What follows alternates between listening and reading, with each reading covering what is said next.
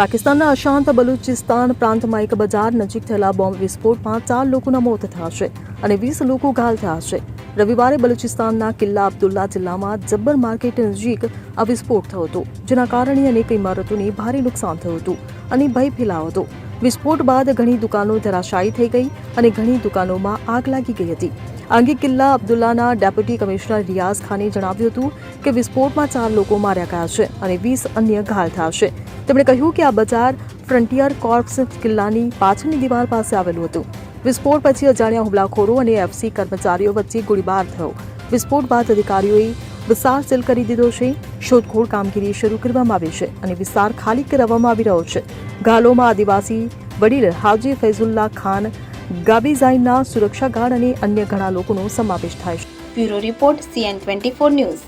હવે જુઓ દેશ દુનિયાની તમામ ખબરો તમારી આંગળીના ટેરવે. ઉઠાવો મોબાઈલ અને ગૂગલ પ્લે સ્ટોર પરથી ડાઉનલોડ કરો અમારી CN24 ન્યૂઝ મોબાઈલ એપ.